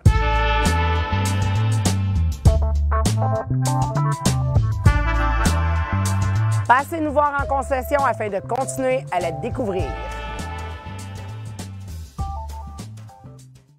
Festidrag.tv, votre émission de sport motorisé tous les lundis 20h à Télémac et sur la page Facebook de Festidrag. Festidrag.tv, c'est un road trip nord-américain de sport motorisé.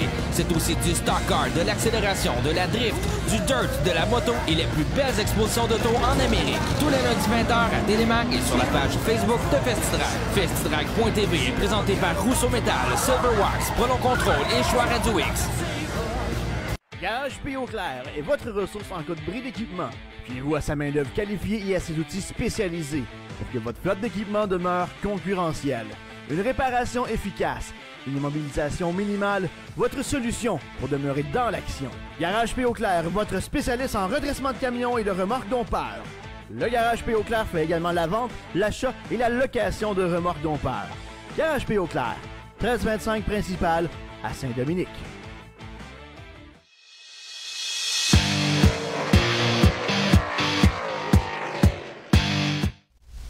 Ben là, c'est vraiment vrai. Il est désormais un retraité de la course automobile. Dominique Dufault est avec nous dans notre studio à Saint-Hyacinthe. Salut Dom, comment vas-tu? Ça va bien, ça va bien. Les émotions, là, un peu, ou t'as vraiment fait, t'as fait abstraction de ça? C'est passé. Lors des hommages, là, c'est difficile, là, mais là, c'est passé, ça va bien.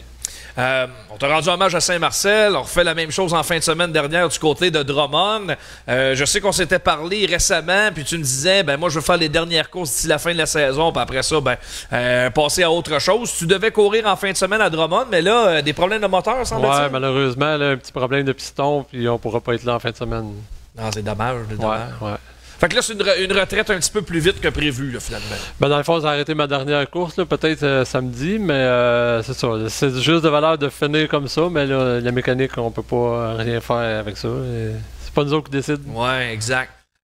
Dis-moi, Dominique, est-ce que le fait de te faire souligner tes 25 ans de carrière devant le monde, là, chez vous à Saint-Marcel, pas loin, Drummond en fin de semaine passée, belle photo avec tes collègues, tes confrères de course, est-ce que y a-tu deux manières de voir les choses, de se dire, ben finalement, c'est parfait de me faire souligner comme ça, puis je pars la tête haute, ou tu te dis, ouais, puis finalement, j'aurais peut-être pu continuer, puis j'ai encore du fun à faire ça? C'est sûr qu'on a du fun à faire ça, et c'est ancré dans le sang, là, mais oui, j'ai été surpris des hommages, ça, j'étais bien content de ça. Puis oui, ça permet de partir la tête haute, puis c'est une bonne manière de partir, je pense. Quoi, tout le monde était unanime. On perd un fier compétiteur, un gars qui se présentait toutes les fins de semaine, puis qui s'en laissait pas imposer, puis qui, de temps à autre, allait chercher des résultats intéressants. Moi, c'est du coup, à tout le moins, le souvenir que j'ai de toi, puis un gars qui avait tout le temps une fierté aussi d'arriver aux courses, là, bien équipé, puis une belle voiture. Je pense que ça, ton frère Benoît, toute la famille, les gens qui t'ont aidé, c'était quelque chose de bien important aussi. Aller aux courses avec quelque chose là, qui avait du bon sens. Oui, dans le fond, on a tout le temps mis toute notre passion puis tout l'ouvrage pour avoir des belles voitures, puis des bonnes voitures aussi, de bon équipement. On n'a pas trop été chanceux, surtout cette année, c'est une de mes pires années. J'aurais aimé ça finir avec une meilleure année que ça, mais donc c'est comme ça. Puis oui, c'est ça, on a tout le temps été fiers de nos voitures. On va vous en présenter d'ailleurs des photos. Là, on a ressorti des photos d'époque, Dominique. 25 ans à couvrir, il y a quand même pas mal de photos là-dedans. Y a-tu un souvenir là, qui te vient tout de suite en tête, tu te dis, ouais, ça c'est peut-être le fait saillant de ma carrière? Ben c'est ça, mes deux championnats en Sportman, dans le fond, les deux championnats, c'était vraiment bien. Surtout le deuxième à Drummondville, je te dirais, il n'était pas gagné d'avance. Dans le fond, quand j'arrivais à Drummondville ce soir-là, j'avais 3 points de retard sur Daniel Ruel. Puis si je devais absolument gagner la course, dans le fond, contre Daniel. Puis lors de la course, ben Daniel a été pris par un retardataire. Puis je l'ai dépassé, il restait peut-être 5 tours. Ça, c'est sûr que c'est pas quelque chose que je vais oublier. Puis comme la première victoire en modifié gros bloc aussi, contre les Américains Steve Payne dans ce temps-là, c'est quand même de quoi de bien. Là.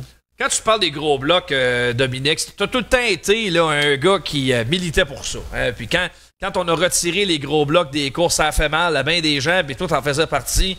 Je pense encore aujourd'hui, avec le recul, t'as pas changé d'opinion. T'aurais aimé que ça reste encore plus longtemps. Oui, puis je vous dirais que si ça serait encore ça, j'aurais peut-être étiré ma carrière, c'est sûr. Ouais, c'est sûr, c'est un gros bloc. Dans le fond, j'ai commencé avec ça, j'ai commencé le Sportman, mais on a sauté tout de suite en gros bloc. Qu'est-ce qui est le fun de ça, c'est que tu conduis vraiment la voiture, tandis qu'en 358, c'est comme un go-kart, c'est le pied au fond, puis tu essaies d'aller le plus droit possible. En gros bloc, ben, tu pilotes vraiment, puis si tu fais une petite erreur, tu peux te reprendre. C'est plus le fun à conduire. Tout le monde dit, je comprends la décision qui a été prise, mais de l'autre côté, il n'y a rien qui va s'approcher de conduire un gros bloc. Steve Poirier, c'est un petit peu la même chose. Lui, il avait besoin de cette draft d'adrénaline-là. Il a quitté pour le sprint car, puis encore aujourd'hui, c'est pas une décision qu'il regrette. Parce que le gros bloc était très attaché à ça. J'ai l'impression que c'est un petit peu le même portrait que tu fais de la situation. Oui, exactement. J'en sais bien des choses, là, des motoneiges, des 4 roues, il n'y a pas rien qui s'approche de ça, là, dans le fond. Comme feeling, là, je comprends, j'avais déjà parlé avec Steve aussi, il dit les sprints, c'est vraiment rapide, mais la poussée n'est pas pareille comme un gros bloc. Oui. C'est une grosse bête, finalement. Hein. C'est très... le comportement en time trial, on dirait que le moteur veut sortir là, de son habitacle, finalement. Là. C'est tellement malin. Il n'y a pas grand-chose qui s'approche de ça en termes de puissance. Puis, je peux fortement m'imaginer c'est quoi le feeling en arrière du volant. Oui, puis les constructeurs de moteurs, ils ont amélioré beaucoup depuis le temps. Anciennement, c'était plus, on va dire, plus violent. Maintenant, c'est plus doux. C'est vraiment fort, mais c'est doux quand même. C'est plus facile à conduire que dans le temps, mettons. Ouais. tout cas, ça a été une belle époque. Maintenant, est-ce qu'on va en avoir plus souvent au Québec? Il y a de l'intérêt, ça c'est sûr. On le voit bien. On a vu ce que la série canadienne ça a donné. On a rempli les estrades. Ouais. Les gens, les gros blocs. C'est événementiel, d'accord, mais les gens sont là année après année pareil. Là. Exact. J'espère que ça va continuer. La série canadienne, je trouve que c'est une bonne affaire. Plus la série, mettons, des Américains quand ils viennent. Fait que ça fait plusieurs courses pour les Québécois et les spectateurs de voir les gros blocs. Faut que tu me parles de ton frère un peu, Benoît, qui vous allez aux courses ensemble depuis tes débuts.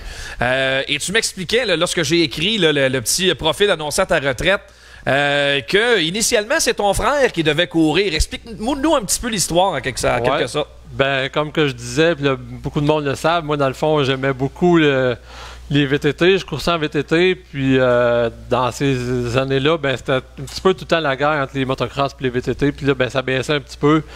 Puis un de nos bons amis, Stéphane Dufault, il nous disait ben vous devriez aller dans les Sportmen, c'était nouveau, il dit je vais vous aider avec les moteurs, tout ça. Moi, ça me tentait plus ou moins, puis mon frère dit ben oui, moi je vais acheter ça parce que si je me souviens bien, lui il voulait s'acheter une moto de route. Puis mes parents ils ont dit oh non, on t'achètera pas de moto de route, c'est trop dangereux. Il dit ok d'abord, il dit je vais m'acheter un Sportman. Puis le dernier soir que j'ai coursé, que je m'en allais au stade olympique en VTT le samedi soir. Le jeudi avant, je me souviens, Bernard Mathieu était venu porter la voiture. On avait acheté une voiture de Bernard Mathieu. Puis c'était supposé être Benoît. Je m'étais assis dedans, mais moi, c'était vraiment les VTT. Puis pendant l'hiver, mon frère il a décidé, il dit non. Il dit finalement, c'est pas moi qui conduis, il dit ça va être toi. J'ai dit ok, je vais l'essayer, mais je m'étais regardé un 4 roues. J'ai dit si j'aime pas ça, moi, ça va être fini. Puis la minute que j'ai fait un tour là-dedans, ben, la piqûre a commencé. Puis c'est comme ça que ça s'est passé. Ainsi a commencé l'histoire d'amour pour les courses de Benoît Dufault. Parce que moi, je lui parlais au RPM Speedway il y a quelques semaines, les images que vous voyez, là, quelques heures avant le programme, je parlais avec Benoît, puis ça vient chercher encore. Là. Ouais. Il m'en parlait avec tellement d'émotion, puis avec fierté. Mon frère, moi je continuerai, puis c'est sa décision, puis je l'accepte, mais que ça vient me chercher. Tu vois qu'il en parle encore avec ben de l'émotion de ça.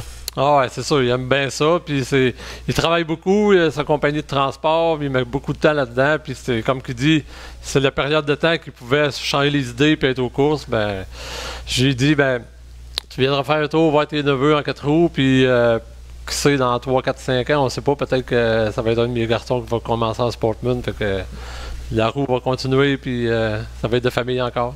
Là, il semblerait que l'équipement, c'est pas mal vendu.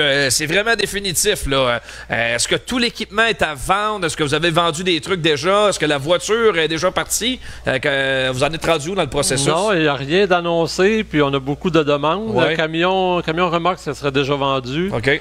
Les moteurs, j'avais, des acheteurs. On n'a pas encore finalisé ça. La voiture, probablement, justement, Benoît, il veut la garder. Il dit, moi, quand je vais m'ennuyer, je vais ouvrir la porte de garage, je vais la regarder, puis ça va faire mon bonheur. Puis peut-être que, tu sais, on sait jamais. Si je vends pas le gros bloc ou j'ai le W16 à réparer, je vais-tu le mettre dedans, puis si ça me manque vraiment, puis ça me dit que j'ai rien, je vais aller faire une petite apparition, je ne sais pas. Je ne sais pas, mais c'est sûr que c'est ma retraite définitive pour être régulier aux autodromes. Je comprends. Mais soyez pas surpris, peut-être que voir apparaître un bon samedi soir puis aller m'amuser. Série canadienne en gros bloc, mettons. Peut-être. Juste en gros bloc, te contenter un peu. Ah, ça, oui, c'est sûr. Parce que tu sens vraiment que ton frère, il aimerait ça continuer. Oui, tu as tes enfants qui s'en viennent, ils sont pas prêts à courir tout de suite. Ils ont de l'intérêt, comme tu me disais, vraiment pour le VTT. Ouais. Est-ce qu'un jour, on va tenter l'expérience sur la Terre? Ils sont pas là, certainement pas pour 2022. Non. Mais Benoît, mettons, lui, que ça est en train de continuer. Y a-tu un gars qui pourrait supporter aller aux courses, contenter un petit peu, même si son frère est plus dans le portrait? Tu faisais un autre conducteur? Oui, peut-être, ça tombe jamais. Ah, je sais pas, peut-être, on n'a pas parlé de ça, peut-être, mais c'est aussi la préparation. Moi, je faisais beaucoup de préparation. Benoît, il n'a pas le temps, vraiment, comme je te dis, avec la compagnie de transport. Les manques d'équipe, ils se faisaient de plus en plus vieux. Eux autres aussi, il y avait d'autres loisirs qu'ils voulaient faire. C'est sûr que si je dis demain matin, hey, regarde, comme tu dis, on fait 4-5 courses en gros bloc, je sais qu'ils vont revenir, c'est sûr. Là, mais il n'y a rien de précis, il n'y a pas de plan de fête. On va passer l'hiver puis on va voir. On sent vraiment, il y a de plus en plus les jeunes qui émergent aux courses, puis les les fils ou les filles de pilotes qui de plus en plus veulent goûter à la course automobile. Tes enfants aussi, c'est un petit peu la même chose. Ils suivent tes traces en VTT. Tu as commencé là, ils font la même chose. Ouais. Pour l'instant, c'est le VTT comme papa plus jeune. Est-ce qu'un jour, ça va être le Sportsman, mais le modifié, à ton avis? Je suis pas sûr. Peut-être mon plus vieux, je sais pas. À date, là, comme je dis, c'est vraiment le VTT. J'en parle un petit peu comme ça, mais tu sais, je veux pas les forcer là-dedans. Je veux les supporter dans qu'est-ce qu'ils vont aimer. Tu sais, c'est pas une bonne affaire de les pousser, puis finalement, ben, ils aiment pas ça. Fait que ça fait pas des bonnes courses, puis tu sais, ils seront pas à l'aise. Comme je te dis, présentement, c'est le VTT. Dans 4-5 ans, on ne sait jamais. Je vais les supporter à 100% dans ce qu'ils vont vouloir faire. En tout cas, Dominique et toute la famille, vous serez toujours les bienvenus aux courses. Peu importe de quelle façon ce sera. Est-ce que ce sera d'une autre manière qu'un pilote actif ou quoi que ce soit? Mais Dominique, je tiens à te le dire encore, ça a été toujours un plaisir de te côtoyer aux courses. Puis tu es un vrai de vrai, puis ça vient du cœur de la part de toute l'équipe. Merci pour ces belles années, puis au plaisir, tu seras toujours le bienvenu. Merci à vous, puis merci encore une fois à Grimby, RPM, l'Autodrome Drummond d'avoir fait de bel hommage, puis à Dave Parizeau aussi d'avoir fait le beau texte pour moi, puis vous autres aussi, les gars de course, c'est super. On est là pour ça, c'est une lignée des vrais. Dominique Dufault, c'est un vrai, ça n'est encore, on est heureux de l'avoir. C'est pas la fin en soi, il va juste pas courser. Mais il va être toujours le bienvenu pareil. Merci Dom, à bientôt. Merci beaucoup. Dominique Dufault, nouveau retraité des courses, tout jeune encore, regardez-moi ça. C'est un bel âge pour la retraite. On fait une pause et on parle NASCAR au retour avec Kevin Lusignan.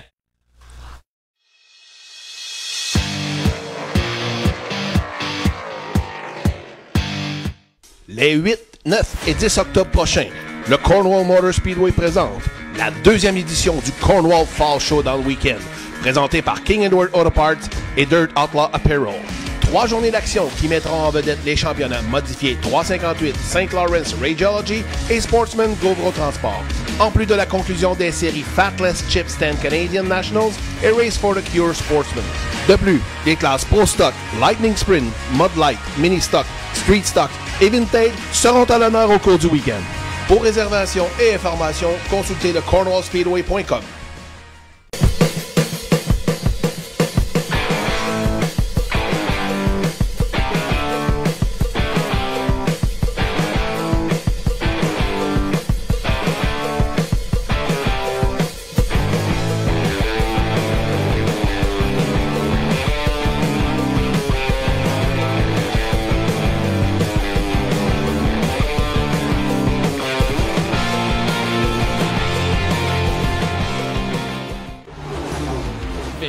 Développement, une entreprise 100% québécoise, contribue à développer des pilotes de course d'ici, partout en Amérique du Nord. Festidrag Développement tient à remercier ses précieux partenaires Silverwax, Rousseau Métal, Richard et compagnie, Prolon Control, VP Racing Fuel et DL Performance, Globocam, Groupe Brière International, le Grand Prix de Trois-Rivières, Dumoulin Compétition, Permatex, Festidrag.tv, Hypertech, Choix Radio X et 91.9 Sport.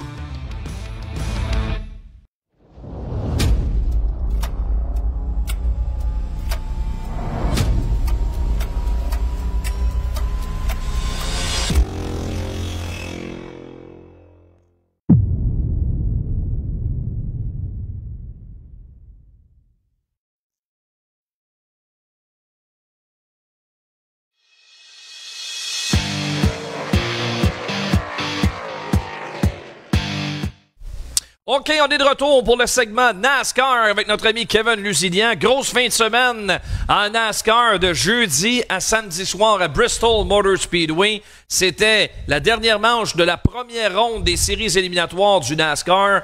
Et clairement, Lulu, ça n'a pas déçu en fin de semaine. Les 3 épreuves ont été excitantes à souhait. Exactement ce pourquoi on a choisi Bristol pour la dernière manche de la première ronde. Oui, effectivement, en commençant, c'est justement, comme tu le disais, là, il y a 4 pilotes qui automatiquement sortaient de la chase samedi soir. Ce fut une course spectaculaire, remportée par qui d'autre que Kyle Larson! Kyle Larson. Justement, les séquences que j'ai qui ont marqué, c'est un petit peu ça, un petit peu. Il est-tu bon, lui? C'est impressionnant. C'est impressionnant, mais c'est pas ce qui a retenu l'attention cette fin de semaine. Non. Parce que je pense qu'il y a eu un petit brasse camarade à la fin. Je vais vous sortir ça tout tantôt. Là. Justement, Larson, on le voit, petite séquence avec Danny Hamlin au début. On a profité d'intérieur. Hamlin a passé à l'intérieur. Oups, contact. Revient justement, garde la tête. Crevaison. Et la crevaison pour Hamlin, un peu plus plate de son côté. Et par la suite, justement, c'est Kyle Larson. C'est un petit peu ce qui arrive avec lui. L'autre séquence que j'ai remarqué, que j'ai découpé, c'est un petit peu en lien avec les événements d'après-course. Donc, bataille qui se passe entre Chase Elliott et Kevin Harvick. Ouais, c'est ça. Il y a eu une accumulation de choses dans la finale. Les deux, on se bat justement pour la position de tête. Whoop! Et là, un petit contact. Qu'est-ce qui se passe avec ça? Elliott se ramasse avec un flat, justement, une crevaison. Doit rentrer au puits. Larson, qui était toujours derrière lui, en a profité pour aller se battre avec Harvick. Donc, Elliott va se ramasser directement dans le puits, prend des tours de retard parce que le tout se fait sur le verre. Donc, 3 tours et comble de malheur pour Harvick, où ce que Elliott ressort, mais tout juste devant sa voiture. Oh. Fait que c'est un petit peu ce qui a causé la situation parce qu'on se battait avec Larson pour aller chercher la tête. Et Larson, lui, de son côté, en a profité. Là, on voit la séquence ici. Là. Harvick était devant. Au large, donc Larson prend le bas et de son côté, on n'a pas apprécié le geste de Elliott parce que Larson en a profité pour se sauver, mais on l'a vu. Là. Harvick se devait de gagner, on se cachera pas avec le Chase que oui, du côté de Harvick, on voulait la victoire absolument, mais le geste de Elliott n'a pas passé. Et après la course, justement, on va voir la petite séquence que je vous ai découpée. Ça a commencé à l'entrée des puits, les deux voitures qui s'approchent, on s'échange quelques petits coups et ça s'est fini en brasse camarade directement. Là, on le voit, ça c'est tout juste après la course. Ouais. Quelques petits coups comme ça et par la suite, pendant que Larson célèbre sa victoire, une très bonne victoire encore cette saison, les deux pilotes sont allés à mieux comme on dit. Et justement, on a changé quelques coups. Et, le petit doigt dans le casque de Chase Elliott. Ah oui, oui. C'est surprenant parce qu'on s'entend qu'Elliott est encore très jeune comme pilote, de voir qu'il s'impose au-devant d'un Kevin Harvick qui a quand même plusieurs titres à son actif. À un moment donné, là, ça fait. Ça fait. Non, mais on le sait, Harvick aussi un tempérament bouillant de son côté. Donc, c'est ce qui. Ça prépare le reste de la chick. C'est juste bon. C'est bon, effectivement. Mais là, après ça, les esprits vont s'échauffer un peu plus. Là, à un moment donné, le ton va monter. Là, puis Harvick, il pousse le casque. Puis, après, on se pousse un peu. Ça s'est fini dans la remorque de Elliott. On a jasé un peu plus longtemps par la suite. Mais c'est pas fini. Il reste encore des épreuves en masse d'ici la fin de la saison, alors qu'on s'en va à Las Vegas. Il y a 4 pilotes qui c'est fini. Par contre, Eric Almirola, Tyler Reddick, Kurt Busch et Michael McDowell qui sont automatiquement sortis de la chase. Pas de surprise. Pas de surprise là-dedans. C'est sûr que on commence à. La crème de la crème remonte à la surface. Donc, c'est ce qui arrive en NASCAR Cup. Et là, on va te parler de la Xfinity parce que ça aussi se fait. Vous regardez maintenant le championnat. Là, il reste 12 pilotes désormais dans la chase direction Las Vegas en fin de semaine pour la prochaine étape. La bonne nouvelle là-dedans, Lulu, c'est que tu avais 2 pilotes qui ont bien performé toute la saison. Alex Bowman, William Byron chez Hendrick. Ils étaient en sérieuse difficulté, mais leurs bons résultats en fin de semaine leur ont permis de revenir dans la chase et d'éviter l'élimination. Et on le sait, là, ça recommence à 0 ou presque à la prochaine étape. Donc, première étape bien réussie pour Bowman et Byron. Ouais, on le sait, il y a quelques courses, ça avait été plus difficile de leur côté, dû à des abandons. On a réussi justement à revenir dans l'épreuve, puis on doit être content du côté de Rick Hendricks parce que. Les 4 sont là. Les 4 sont là, toujours dans les derniers à se battre pour le titre, donc ça va être de mieux en mieux, puis de plus en plus intense de course en course. Quand tu parles d'intense, tu allais parler d'Xfinity. Quelle fin de course absolument extraordinaire. Rarement vu ça. 2 voitures complètement sur le camp qui finissent en dérapage. Sous la tour du signaleur. Quel spectacle! C'était spectaculaire. Sérieusement, les 2 derniers tours, là, pour les gens qui ont eu la chance de regarder toutes les 2 derniers... la course en totalité, mais les 2 derniers tours étaient justement tout ce qu'il y avait à voir là-dedans. J'ai découpé d'autres petites séquences. On le sait, quelques petits contacts. Josh Williams, Myler qui sont en contact un peu dans l'épreuve. Mais Allmendinger sur Hendrick aussi ont réussi à s'amener directement en tête. Ce fut sérieusement une des plus belles courses de la Xfinity cette saison. Et la dernière séquence, comme on le voit, comme Cédric va vous la présenter dans quelques instants, justement, ça va être... C'est beau. C'est beau de voir Regardez ça! C'est ça. C'était spectaculaire. Mais tu sais, Hendrick n'a toujours... Les 2 dans le mur, bing bang, la voiture Allmendinger tout pété. Ce qu'on a appris du côté d'Allmendinger après la course, c'est qu'il a dû se rendre au Rescue Center, au centre de santé. Parce qu'il y avait des problèmes avec... on sait que le casque, ça a frappé beaucoup. Donc tout est bien, hors de danger, pas de problème avec ça. Sauf que c'était un gros contact de son côté, donc ça aurait pu faire mal. Eux, de leur côté, justement, on commence officiellement la chase là, après la course de cette fin de semaine. Donc on voit les pilotes qui sont encore en liste du côté de la Xfinity. Cindric, Allmendinger, Allgaier et Draxon sont toujours les pilotes qui ont été à l'avant-plan, comme même Rick qui va être à surveiller. Donc j'ai hâte de voir tout au long de du chase aussi de leur côté comment ça va être, mais j'ai hâte de voir. Ça commence bien le chase justement avec une fin de course de la sorte. Une 19e place à noter pour Alex Labbé dans cette épreuve. Du côté des camionnettes, là aussi, tout un spectacle en fin de course. J'ai eu la chance de regarder là, en direct les derniers tours de l'épreuve. Chandler Smith était probablement dans la position la plus précaire avant le début de la finale. Et coup de théâtre, il remporte sa première course en camionnette au moment le plus opportun qui soit. J'ai l'impression que son coéquipier John Hunter Nemechek l'a un petit peu aidé à aller vers l'avant. On a vraiment coursé avec la stratégie en camionnette. Ouais, ben Nemechek avait une belle position au classement, on se cachera pas. Donc lui était classé d'avance, là. C'est ça. Justement, on le voit dépasser Creed en début d'épreuve, justement. C'était une bataille entre ces deux pilotes-là, puis justement, Chandler Smith qui vient se joindre à eux en fin d'épreuve pour justement aller chercher sa victoire. Une victoire, comme tu dis, qui ne peut pas échapper parce que automatiquement, on sortait de la chase de son côté si on l'emportait pas du côté de Smith. Donc, mais on le sait que c'est un pilote qui est en développement du côté de l'écurie de Kyle Busch, mais qui va sûrement accéder dans les grosses séries éventuellement. Donc, ça prépare tout un avant-plan pour ce qui s'en vient. On a des pilotes qui ont sorti de la course, par contre, Todd Gilliland qui est justement sorti de la chase, et Austin Hill qui avait quand même l'emporté 2 fois cette saison. Ouais. Mais l'accident qui fut très difficile de son côté, on le voit justement, là, Hill a dû abandonner. Toute fin de course, il était dans le portrait, ça a cogné à la fin. 12 tours à faire et c'était terminé de son côté, donc c'est fin de la saison et fin des émissions du côté d'Austin Hill. Stuart Friesen, pas de victoire cette année. Mais les points sont là. Terminé 4e dans le programme à Bristol. Il est classé pour la prochaine étape.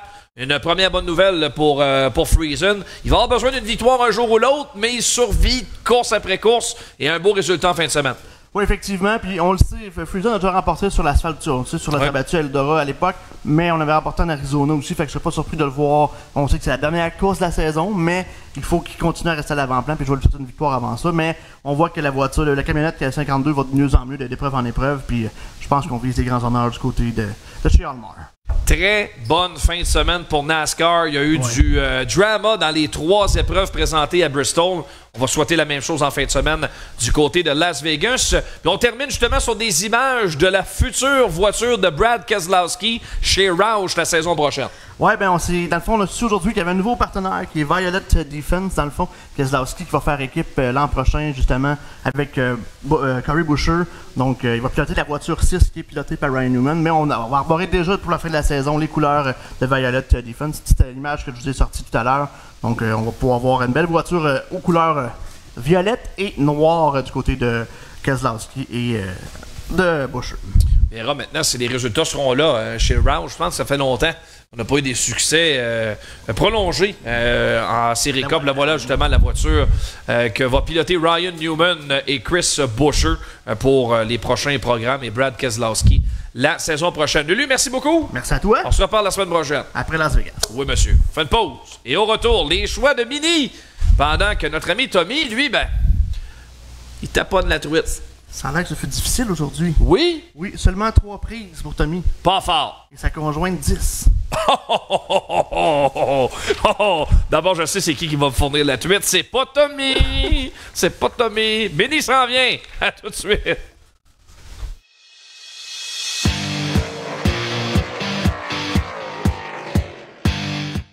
Les gars de course au Fall Showdown, les 8, 9 et 10 octobre prochains. Suivez-nous sur Facebook et sur notre site Internet pour une couverture complète de la programmation au Cornwall Motor Speedway. Résultats, nouvelles, entrevues, écho des pluies. Les gars de course seront la référence pour vous tenir au courant. Les gars de course au Fall Showdown. Une présentation de Remorquage du Plateau, Remec, le Groupe Ultra et du Cornwall Motor Speedway. Partir une entreprise, c'est négocier avec l'inconnu. T'accumules les années de travail et t'en viens à apprivoiser le métier. Et un jour, tous tes efforts sont récompensés. Robert Bernard, c'est 70 ans à votre service pour que vous preniez la route en sécurité, en tout temps. C'est 17 succursales, 400 employés qui s'occupent de vous partout en province. Robert Bernard, une entreprise locale, maintenant leader au Québec. Les gars de course tiennent à remercier leurs précieux partenaires. Groupe Génic, Garage P. Auclair, Remorquage du Plateau, DL Performance Distributeur VP Racing Fuel. Les 8, 9 et 10 octobre prochains, le Cornwall Motor Speedway présente la deuxième édition du Cornwall Fall Showdown Weekend, présenté par King Edward Auto Parts et Dirt Outlaw Apparel. 3 journées d'action qui mettront en vedette les championnats modifiés 358, St. Lawrence Radiology et Sportsman Gobro Transport. En plus de la conclusion des séries Fatless Chip Stand Canadian Nationals et Race for the Cure Sportsman. De plus, les classes Pro Stock, Lightning Sprint, Mud Light, Mini Stock, Street Stock et Vintage seront à l'honneur au cours du week-end. Pour réservation et informations, consultez le cornwallspeedway.com. La chronique Les choix du président vous est présentée par le garage P. Auclair, spécialiste en réparation, vente et location de remorques dompeurs. Le garage P. Auclair, 1325 rue principale à Saint-Dominique.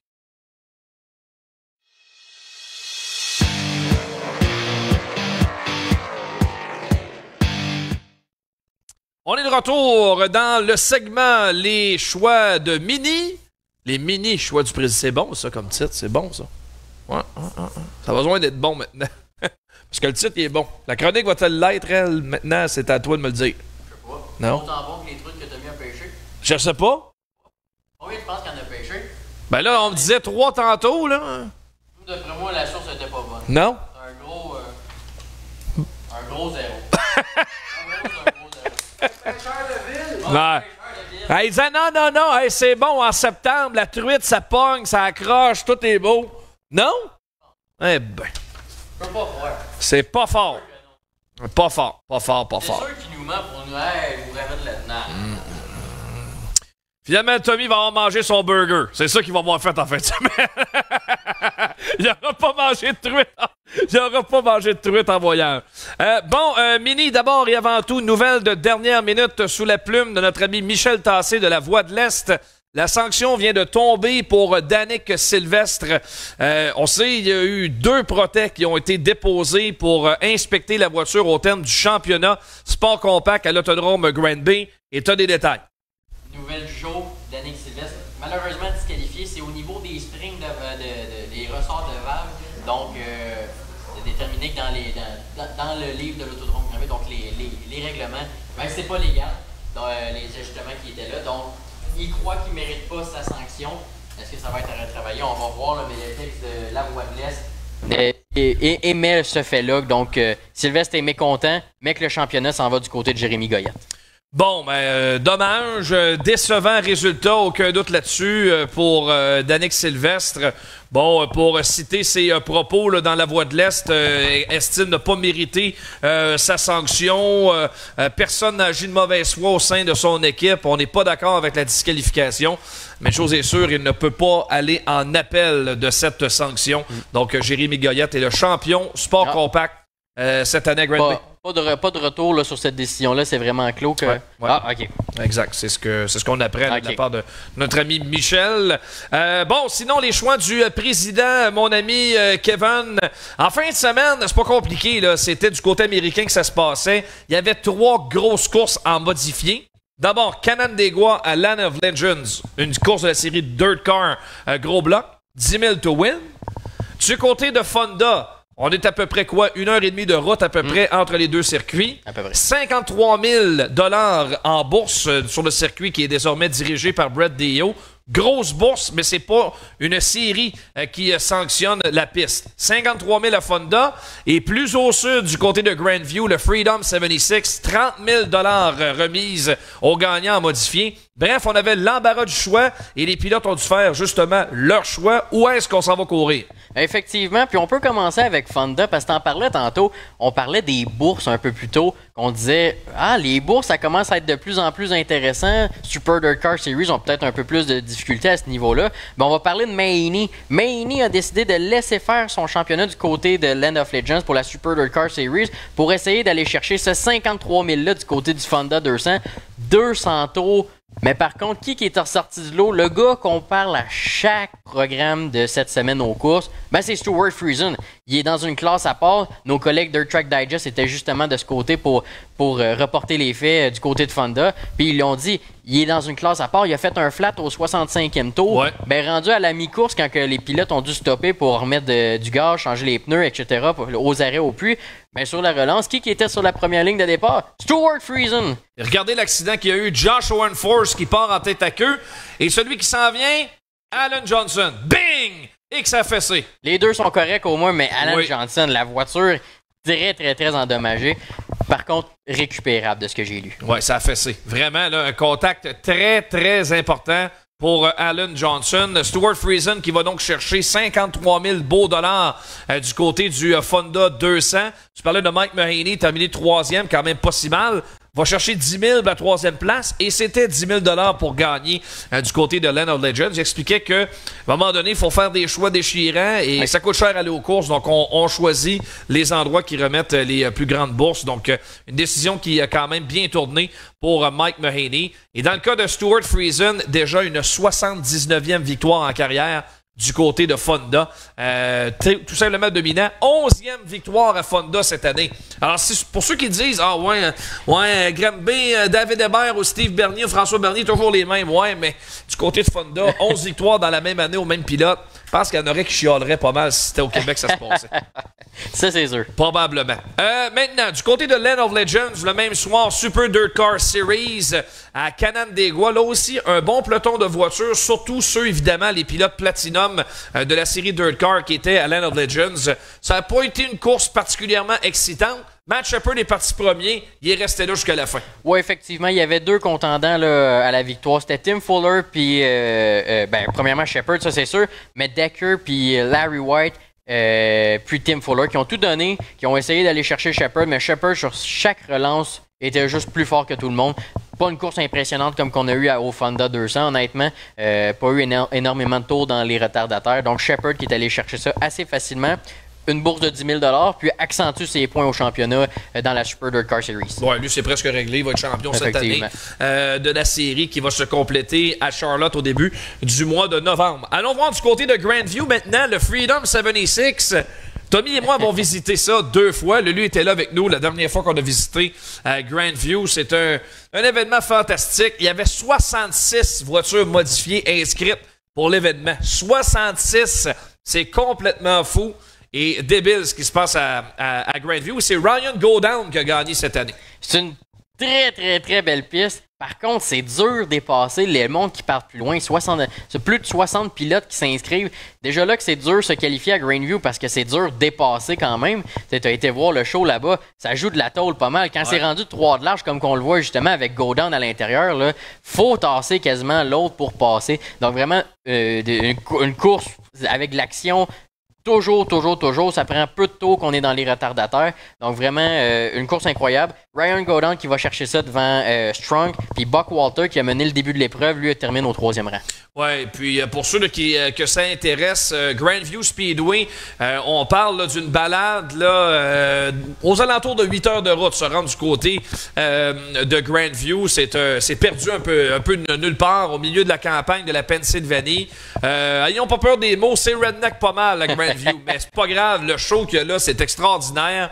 Au haut d'une montagne, en pleine campagne, vraiment un événement. Là, si vous cherchez quelque chose d'unique en son genre, ben, le Freedom 76, que tout le monde appelle le 76er là-bas, ben ça se passe toujours ce week-end du mois de septembre. Moi, c'est sûr et certain que je vais retourner là un jour. Ça tailgate ou avant le début de la journée. On arrive là de bonne heure et en plus, t'amènes même ton propre cooler dans les gradins. J'ai déjà entendu dire qu'il y avait gros de la bière qui se bouvait. Beaucoup de bière. Les gars de course, là, pas sage du côté des États.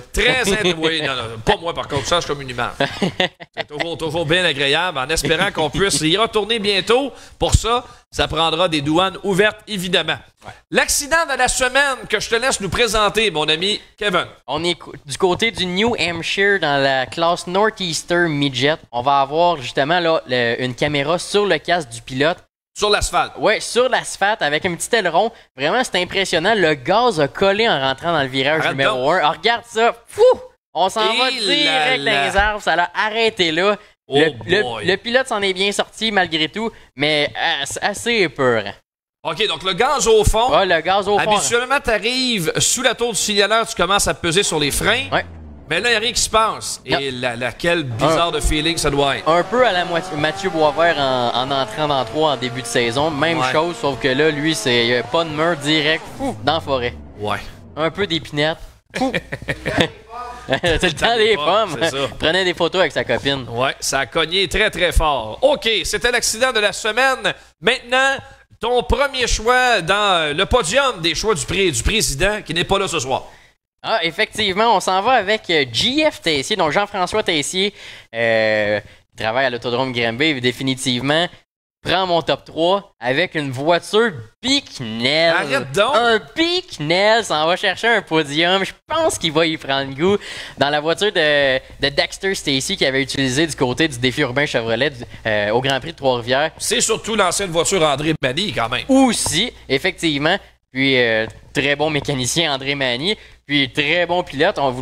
Moi, personnellement, malheureusement, j'ai pas vu la course. On est parti très tôt. Mais je pense que tu peux me dire que... Très bien fait ça, JF. Parti 16e au départ, roulé à l'extérieur, puis profiter de quelques mésaventures de certains pilotes, mais on peut pas rien lui enlever. Il avait une excellente voiture. Il méritait de terminer sur le podium. En sortant, je me demandais un petit peu ce qui venait de se passer.